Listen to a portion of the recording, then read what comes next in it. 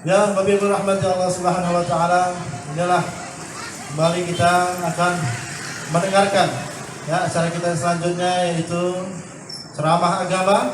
Dalam hal ini akan disampaikan oleh Ustaz muda kita, yaitu Ustaz Muhammad Yasir Tanjung. Beliau ini Ustaz terkenal. Ustaz kondang ya? Iya, Ustaz kondang. Ustaz muda lagi ya? Maka dan untuk bagi kita semua untuk selalu terus bersemangat untuk sampai kita selesai daripada acara ini. Kepada Ustaz, tafadhol kami silakan dengan segala hormat. Bismillahirrahmanirrahim. Assalamualaikum warahmatullahi wabarakatuh. Hamdan wa syukran lillah, salatan wa salaman ala rasulillah wa ala alihi wa ashabihi wa mawala. La haula wa la quwata illa billah, amma ba'du. Yang sama kita hormati dan kita muliakan para alim ulama, tuan-tuan guru, tokoh-tokoh masyarakat, Badan Kemakmuran Masjid Baitur Rahman beserta pengurus-pengurus lainnya yang patut kita hormati, kita muliakan. Qori kita pada siang hari ini yang sudah sama melantunkan ayat suci Al-Quran di hadapan kita bersama. Saya alhamdulillah Pak juga merupakan qori tingkat desa. Alhamdulillah pernah menjadi juara kedua dari 3 orang peserta. Cuman yang satu dinyatakan sakit, otomatis peserta tinggal 2 orang. Kita berdoa kepada Allah dari generasi-generasi kita yang hadir pada hari ini akan lahir bibit-bibit ke depan yang selalu cinta dan membumikan Al-Quran, terkhusus di kota yang kita cintai ini. Bapak Ibu hadirin, orang-orang tua saya yang tak dapat saya sebutkan satu persatu, insya Allah kita semua dimuliakan Allah Subhanahu wa ta'ala. Mungkin kalau saya lempar pertanyaan kepada kita semua yang duduk di Masjid Baitur Rahman ini, kenapa kita mesti memperingati acara Maulid Nabi? Mungkin banyak yang menjawab di antara kita karena kita ingin menghidupkan syiar agama Islam, Pak Ustaz. Mungkin juga banyak yang bilang karena kita ingin lebih tahu lagi bagaimana sebenarnya sosok Nabi Muhammad itu. Tapi saya yakin tidak sedikit yang menjawab kenapa kita mesti memperingati acara Maulid Nabi ini. Mungkin banyak yang menjawab di antara kita karena ingin menunjukkan rasa cinta kita kepada Rasulullah Muhammad Sallallahu Alaihi Wasallam. Ibu, anak ibu ulang tahun saja pun kadang ibu rayakan. Paling tidak makan bersama keluarga. Di depan halaman rumah, biar agak lebih kelihatan mesra sikit, ibu petik setangkai bunga bangkok. Sampai depan pintu rumah, anak ulang tahun kita rayakan, suami ulang tahun kita rayakan. Hari ini yang kita rayakan adalah seorang sosok pemimpin umat manusia yang telah membawa kita dari zaman kegelapan menuju zaman yang terang benderang. Dan BKM Masjid Baitur Rahman, jemaahnya, anak-anak mudanya, orang-orang tuanya sanggup melaksanakan acara besar perayaan keagamaan kita. Tepuk tangan dulu untuk kita yang hadir pada hari ini. Nabi Muhammad lahir di dunia ini sebagai contoh uswah dalam kehidupan kita. Dia lahir, Bapak Ibu, sudah kita ketahui bersama dalam keadaan yatim, tidak memiliki seorang ayah. Tak ada yang tahu 40 tahun ke depan bakal menjadi pemimpin besar dunia ini. Bahkan dalam sebuah buku yang dikarang oleh Michael Hart, Ibu tahu Michael Hart? Yang jelas Michael Hart ini bukan orang jalan bambu. Michael Hart ini orientalis, orang kafir, orang Amerika. Agamanya tidak ada, tidak jelas, tapi dia buat satu judul buku, Bu. 100 orang yang paling berpengaruh di dunia. Dia letakkan Muhammad nomor 1 ketika dia tulis dalam bukunya itu. Ini dibuktikan dalam firman Allah, laqad kana lakum fi rasulillahi uswatun hasanah. Sungguh telah ada pada diri Rasulullah itu contoh suri tauladan yang baik untukmu, kata Allah.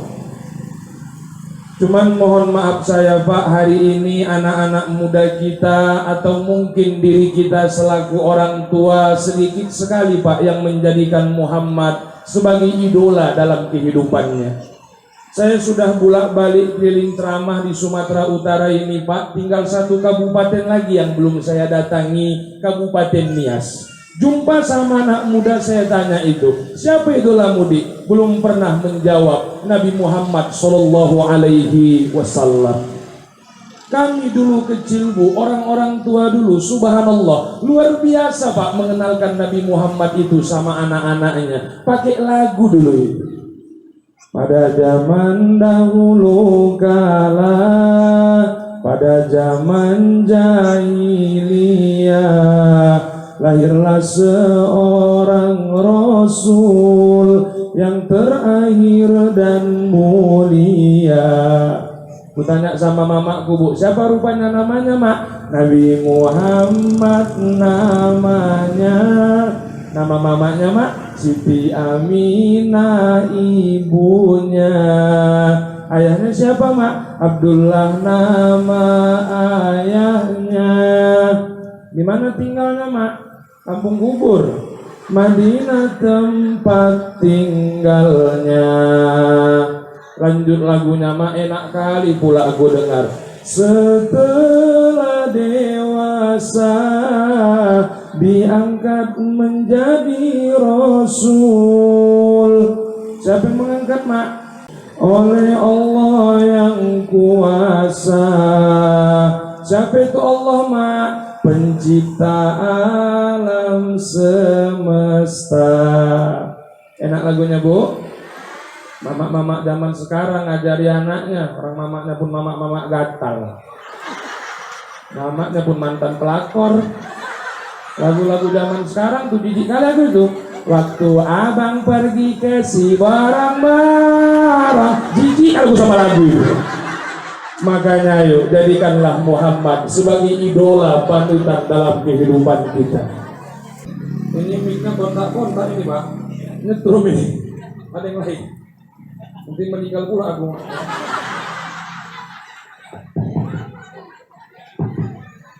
Kontak ya sana.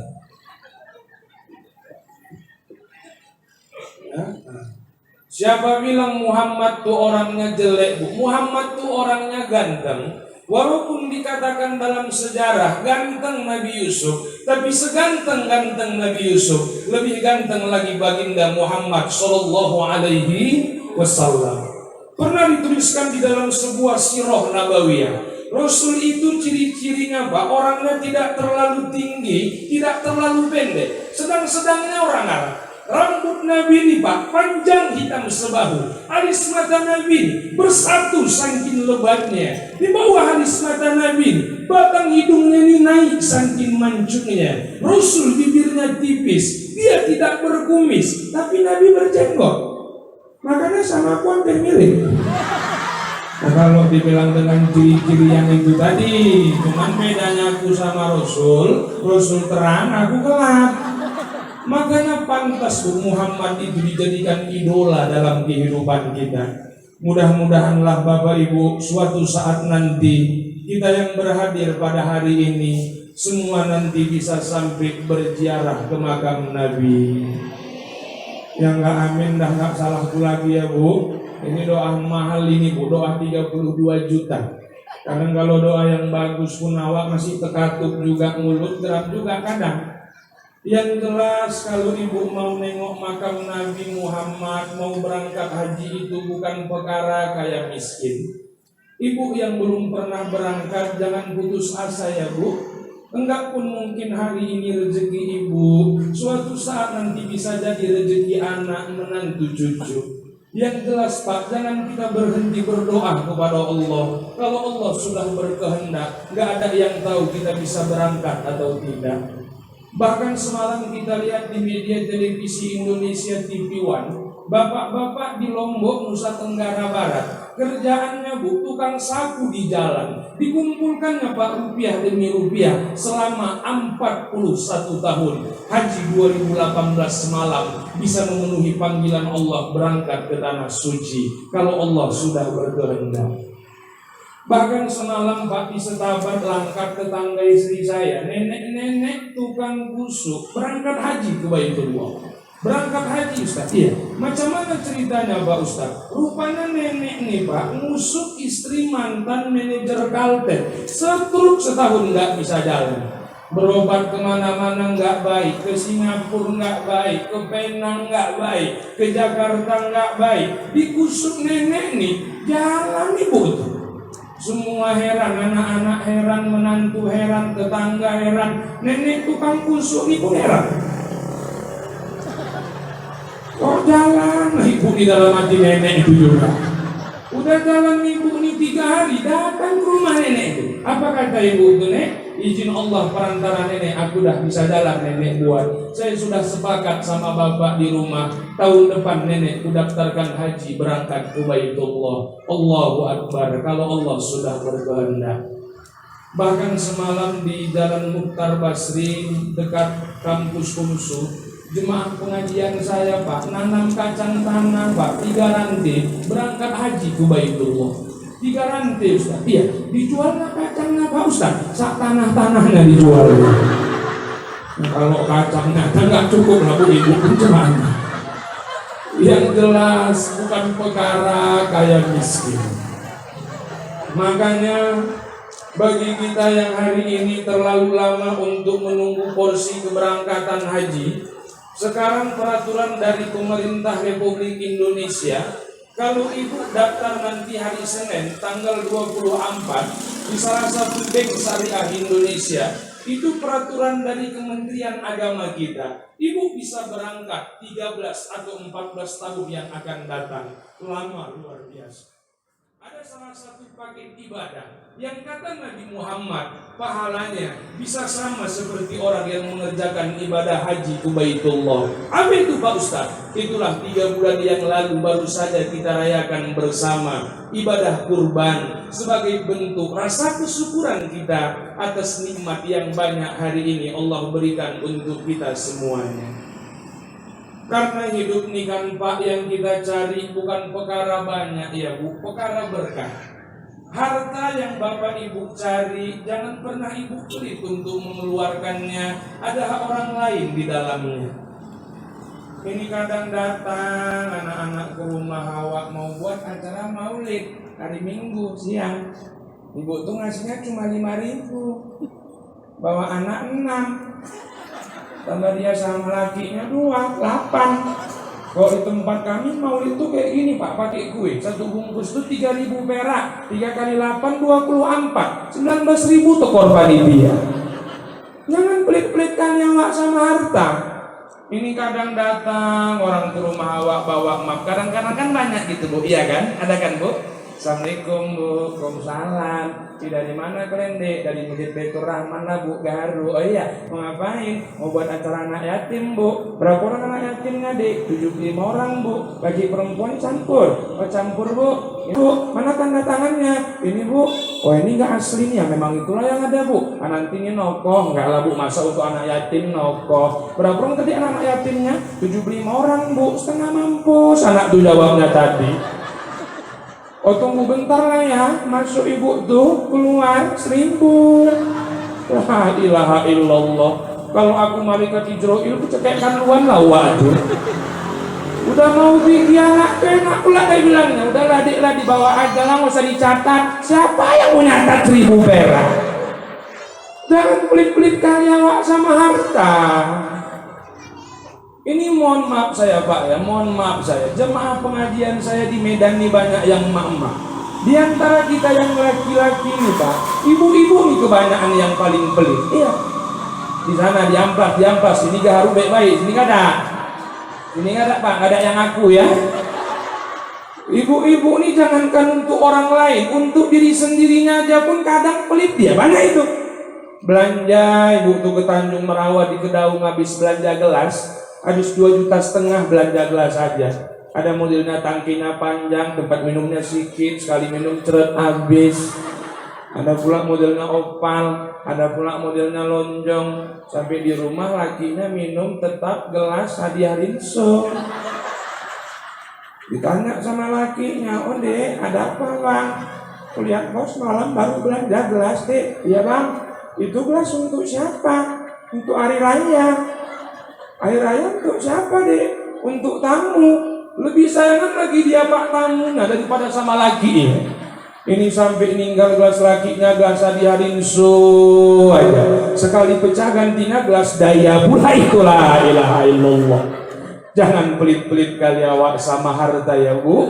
Ada orang lain di dalamnya. Hidup ini bukan perkara banyak, perkara berkah. Ayo, masjid ini sedang kita bangun bersama hari ini. Bagi orang-orang yang hari ini hartanya berlebih, gunakanlah untuk membangun rumah ibadah Allah. Karena luar biasa manfaat sedekah. Apalagi kita bisa dapat membangun rumah ibadah yang kita cintai ini. Hidup ini bukan perkara banyak, perkara berkah. Boleh orang Islam tuh rupanya kaya raya Pak Ustadz, silakan kaya raya. Boleh orang Islam tuh punya mobil mewah Pak Ustadz, berilah mobil tuh banyak-banyak. Tapi ingat, jadikan mobil kita itu sebagai jembatan kita untuk mendapat pahala dan ridho dari Allah Subhanahu wa ta'ala. Sekali-sekali awak buat acara maulid kayak gini Pak. Mana-mana yang punya mobil, orang-orang Jalan Gaharu ini, jemput kenapa Ustadz tuh sekali-sekali? Kapan lagi kita memuliakan seorang ustadz, walaupun ustadznya hari ini masih muda? Saya bukan mau dimuliakan Pak, tidak. Tapi mobil yang ada sama kita itu bisa kita gunakan di jalan dakwah Rasulullah Sallallahu Alaihi Wasallam. Jangan kayak semalam saya ceramah daerah Patumbak ke dalam, desa Sigara-gara, yang jemput saya tuh Pak pakai mobil angkat lembu lillahi ta'ala. Yang ada besi-besi di belakangnya itu yang datang ke rumah, parkir depan teras. Orang rumah terkejut, "Bang, mau beli lembu bang?" "Ada," aku bilang. "Ah, itu kok parkir?" "Oh, salah parkir itu." "Oh iya, iyalah." Nggak lama masuk anak-anak lajang 2 orang, macam protokol kita tuh tadi lah, gatal-gatalnya. Assalamualaikum. Datang orang rumah, "Waalaikumsalam. Ada Ustadz bu?" "Hah? Ustadz bu, malam ini Ustadz Patumbak lah deh, gara-gara mau jemput bu." Mobil bu,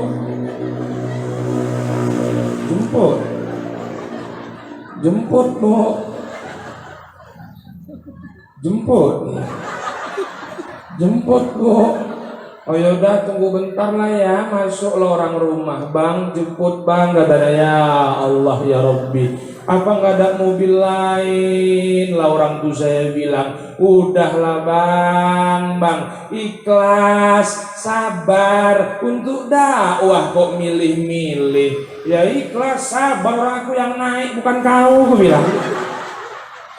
Terakhir Pak, udah mau naik pintu depan tuh saya tengok bak belakang tuh rumput semua. Saya tanya, "Ini rumput untuk siapa?" "Untuk lembu lah." "Masuk untuk ustaz." La ilaha illallah.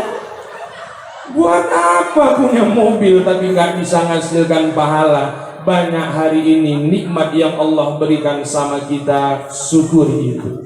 Apalagi nikmat Allah dalam memperingati bulan Maulid ini Pak Ustadz. Umur bukan perkara panjang Pak, perkara berkah.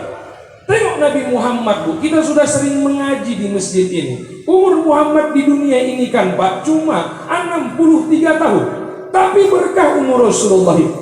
Makanya kata Rasul, umur umatku itu nanti tak akan jauh dari umurku, kata Rasulullah. Itu makanya kalau ada hari ini ibu-ibu umur yang 50 tahun ke atas, udahlah bu, jangan lagi banyak-banyak menggatal. Semakin kuatlah takwa kita kepada Allah. Ini kadang udah umur 58 tahun, ya ibu tuh ngapain lagi rambut pakai diri bonding. Udah, gak ada yang tahu kapan kematian ini akan menjemput kita. Semalam jemaah pengajian saya Pak di Pinko Medan Al-Hidayah, anggotanya Bu Istri Wali Kota Medan, Bu Rita Maharani, punya jemaah Hurid Akbar. Umur nenek itu ikut wirid akbar Pak 67 tahun. Subhanallah, ikut wirid akbar. Pakai bulu mata palsu nenek. Udah, gak ada yang tahu kapan kematian ini akan menjemput kita. Karena pada hakikatnya Bapak Ibu yang dimuliakan Allah, kita yang duduk-duduk mendengarkan ceramah ini kan Pak, bakal berpulang nanti semua menghadap Allah. Ketika kita pulang nanti menghadap Allah, apa yang akan kita bawa Pak Ustadz? Amal kebaikan yang sudah pernah kita kerjakan hidup di dunia ini, tanda kutipnya oleh-oleh yang akan kita bawa nanti menghadap Allah Subhanahu wa ta'ala. Sama contohnya mungkin kalau ibu-ibu baru pulang dari luar kota lah barangkali. Kita kalau baru pergi jauh-jauh tuh Bu, yang ditanya kawan-kawan kita satu wirid itu apa Bu? Oleh-oleh. Begitulah nanti Allah menanya kita sebagai hambanya. Tengok mungkin kalau istri Pak Haji Yunan baru pulang dari umroh, kita tanya itu, kakak nggak ada bawa air jam-jam, kakak nggak ada bawa kurma, kakak nggak ada bawa celak. Sama contohnya kalau saya ceramah keluar kota, ditanya istri itu Bu, semalam ceramah ke Kalimantan Selatan sampai di rumah, abang nggak ada bawa kain batik. Semalam itu ceramah ke Padang Sidempuan, Masjid Al-Abror, sampai di rumah abang nggak ada bawa salak. Tadi malam dari Tanjung Bali Sungai Kepayang, lancip bibirnya itu, ditanya lagi, abang nggak ada bawa kerang. Siang ini nggak tahu lah kupak apa yang ku bawa pulang. Mudah-mudahan adalah kue lapis satu kotak. Jadi bapak-bapak, ibu-ibu jemaah yang dimuliakan Allah, bakal pulang kita nanti semua menghadap Allah Subhanahu wa ta'ala. Apalagi tujuan hidup kita di dunia ini kan cuma satu. Apa itu Pak Ustadz? Kita ingin kehidupan kita di dunia ini tetap dalam keadaan beriman. Mati pun bila mati, nanti kita tetap dalam keadaan beriman. Pantas setelah sholat doa kita selalu bilang sama Allah, Allahumma ahyina bil iman wa amitsna bil iman. Ya Allah, hidupkan saya dalam keadaan beriman, matikan saya bila mati, mati dalam keadaan beriman, mati husnul khotimah, mati yang baik-baik. Ayolah pelan-pelan kita dalam hidup ini contoh kepribadian akhlak Nabi besar kita Muhammad sallallahu alaihi wasallam. Walaupun secara keseluruhan mungkin kita tak dapat mencontohnya, tapi sedikit demi sedikit bisa kita bawa Pak ke dalam rumah tangga kita masing-masing. Bapak Ibu yang dimuliakan Allah, rumah tangga Nabi Muhammad itu Pak sakinah mawaddah warahmah. Rumah tangga yang sakinah mawaddah warahmah itu Pak Ustadz, ada dua orang di dalamnya. Ada suami yang soleh, lalu selanjutnya ada istri yang solehah. Suami yang soleh Pak Ustadz, yang pertama, dia bertanggung jawab atas ibadah anak dan istrinya. Anak baru bangun tidur ditanya, nak udah sholat subuh nak? Anak mungkin kuliah di Yogyakarta ditelepon, nak udah sholat asar nak? Ada suami yang soleh. Lalu selanjutnya Pak, ada istri yang solehah. Istri yang solehah Pak Ustadz, ada beberapa ciri istri solehah. Yang pertama, wajahnya tak jemu bila dipandang sama suaminya. Walaupun dia dibelikan bedak Wardah harga 37.000, dia pakai di rumah, bukan untuk keluar rumah. Mak-mak zaman sekarang bukan main, tebaliknya Pak. Kalau udah keluar rumah bibir nih merah, nah habis merah kuning, habis kuning hijau pula lagi, pinggirnya pula putih. Lama-lama pun tak macam kain teratak muka ibu itu. Ini kadang nyambut suami pulang kerja udah capek lah narik becak, dapat sewa nembak, pas pula rantai lepas, jongkok betul di rantai celana koyak, istri yang nyambut pakai kaos koyak-koyak, belekete nggak gena-gena. Sini aku cuci piring, bekas piring kotor, suaminya datang, istrinya nyambut, Nini pelet, pingsan suaminya. Ibu-ibu, Bu, kata Nabi, bukan kata saya. Siapa wanita yang berhias keluar rumah hanya untuk mendapat sanjungan dari laki-laki lain, sepanjang dia keluar, semua malaikat mengutuk dia. Oh, jadi pergi undangan nggak boleh bersolek ya Pak Ustadz? Boleh, ya tapi sekedarnya aja lah. Jangan pula aku ceramah di Masjid Baitur Rahman nih besok minggu pergi undangan asal-asalan. Pakai kos kamput, di atas berikan anduk, pakai selop dan sebelah bak kado. Kita anak tetangganya mau kemana kak? Undangan. Kalau pakaiannya kok kayak gitu? Ya tapi disuruh sama Ustadz gila semalam itu katanya pula. Aku pula yang digila-gilakan. Padahal awak ngajarkan yang bagus-bagus. Ada rumah tangga yang sakinah, mawaddah, warahmah. Ada rumah tangga yang baiti jannati, Bapak Ibu yang dimuliakan Allah. Rasul itu Pak, umurnya cuma 63 tahun hidup di dunia ini. Sekalipun dalam hidupnya dia tak pernah membentak istri-istrinya Pak yang dimuliakan Allah. Pernah Rasul tuh pulang dakwah jam tengah 1 malam, ketok pintu sama istrinya. Assalamualaikum Maisah. Assalamualaikum Maisah. Assalamualaikum Maisah. 3 kali diketok Nabi nggak bangun Aisyah. Diambilnya serban Nabi Pak. Tidur Nabi depan teras rumah. Jam 4:30 terbangun Aisyah. Ya Rasul, suamiku, kenapa kau tidur di sini ya Rasulullah? Apa kata Rasulullah? Tidak ada yang salah sayang. Tidak ada yang salah. Allah memberikan nikmat tidur bagimu cinta. Tidak ada yang salah. Tidak ada yang salah. Maunya bapak nyoba kayak gitu, kenapa lah Pak sekali-sekali. Pulang jam 1:30 ketok pintu. Assalamualaikum Nam. 3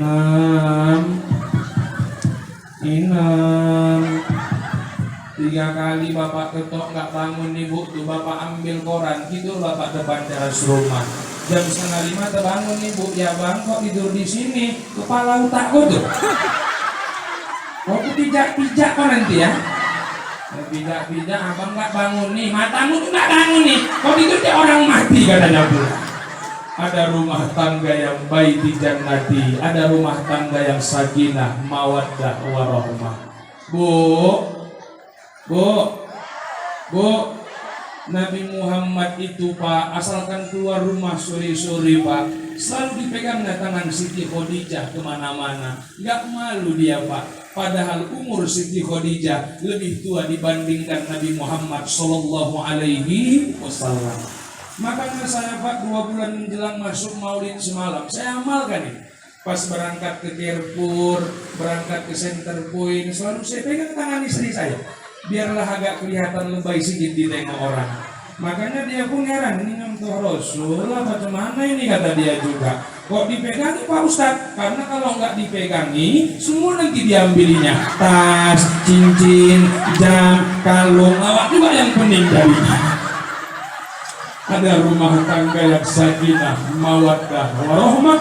Ada rumah tangga yang baiti dan mati, Bapak Ibu yang dimuliakan Allah. Lalu yang selanjutnya, lanjut. Ya, ibu yang ketawa-ketawa, aku yang sak napas ya. Karena dengar ceramahnya enaknya ini Pak. Sama contohnya kayak awak naik angkot dari depan Masjid Baitur Rahman ke Amplas. Naik angkot tuh kan Bu, jauh dekat 5.000. Ceramah nih pun Bu kayak gitu juga. Lama pun aku ceramah, sebentar pun aku ceramah, segitu juga itu.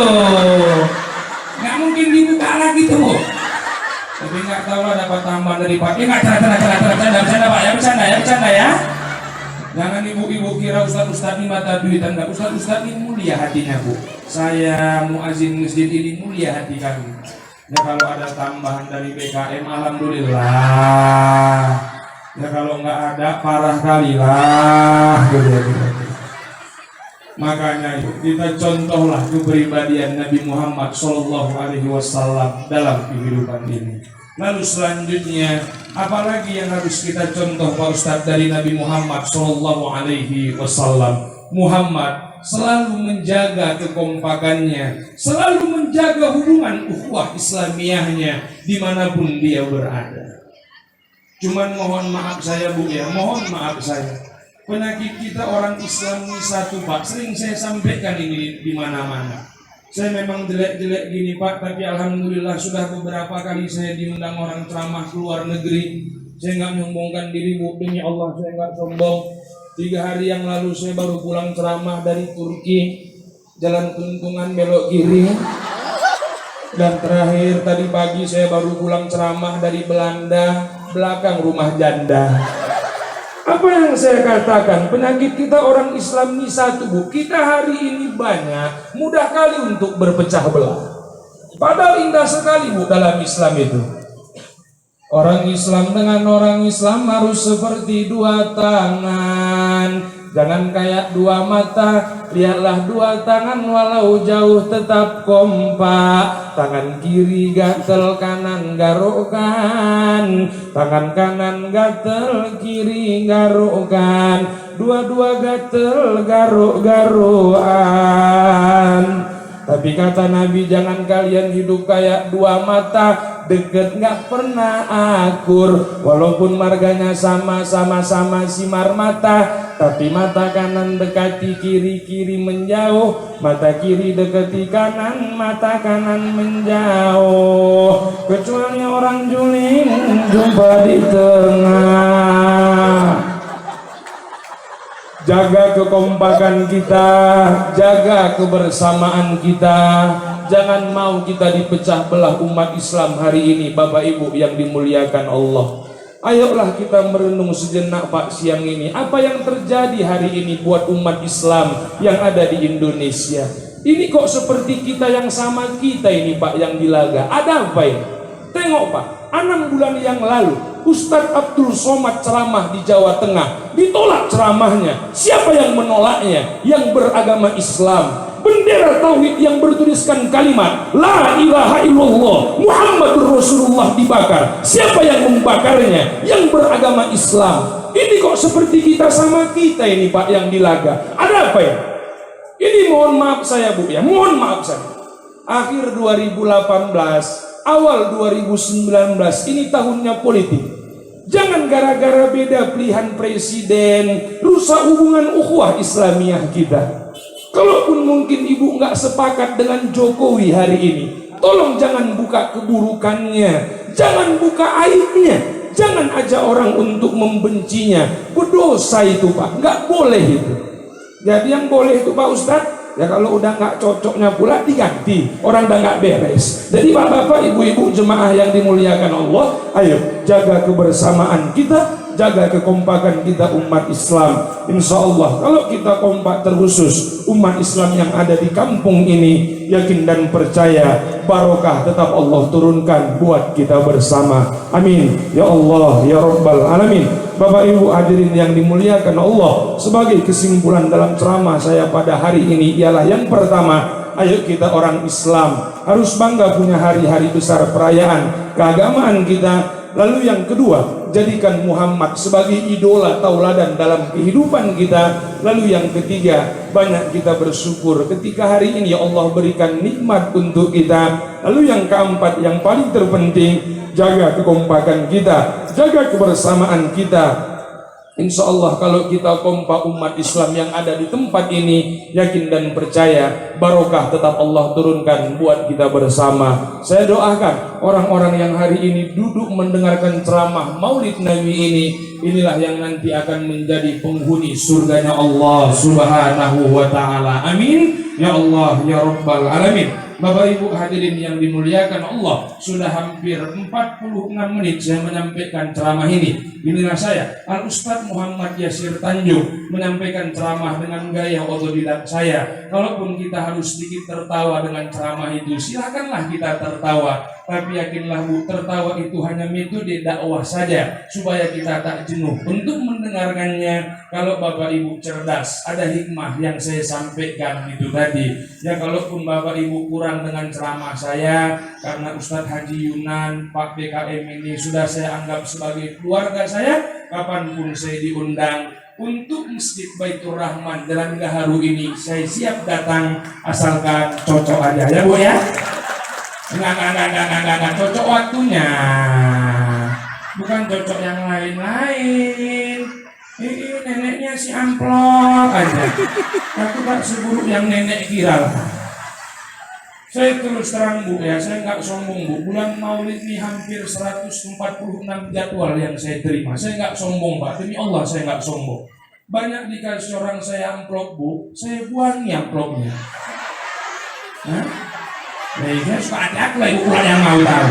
Nah, jadi mohon maaf saya kalau ada kata-kata saya yang terlalu kasar. Saya memang makhluk kasar, bukan makhluk halus. Kalaupun ada kata yang tak berkenan di hati, maafkan juga saya. Saya hanya manusia biasa, bukan makhluk luar angkasa. Kusangka terbit bulan purnama, ternyata bintang tak muncul juga. Dan waktu kita berjumpa, semoga Allah meridhoi pertemuan kita. Kalau ada jarum yang patah, jangan disimpan dalam celana. Kalau ada perkataan ustadz yang salah, tolong jangan diceritakan kemana-mana. Kalau ada jarum yang patah, siapa yang matahin? Kalau ada perkataan ustadz yang salah, maafkan ustadz lahir dan batin. Kalau ada sumur di ladang, tanda petani kurang kerjaan. Kalau ada umur kita panjang, bertemu kita di lain kesempatan. Kalau ada sumur di ladang, silakan ibu menumpang mandi. Kalau tak ada sumur di ladang, tolong jangan sampai nenek tak mandi.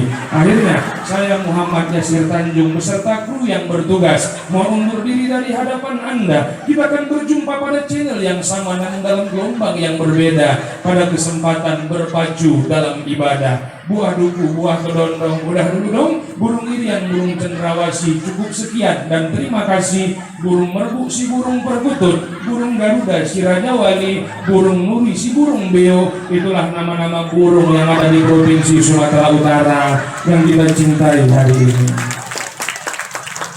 Terakhir, pantun khusus untuk ibu-ibu ya Pak, karena semalam kita tahu peringatan Hari Ibu, kita tahu surga itu ada di bawah telapak kaki mereka. Pantun yang terakhir saya persembahkan untuk ibu-ibu, tolong dijawab ya Bu, masih seputar burung. Burung merbu si burung balang, terbangnya tinggi sekali. Ibu-ibu di akhir ceramah saya malas menjawab salam. Kudoakan lakinya kawin lagi. Tidak kok ma'assalamah. Wassalamualaikum warahmatullahi wabarakatuh.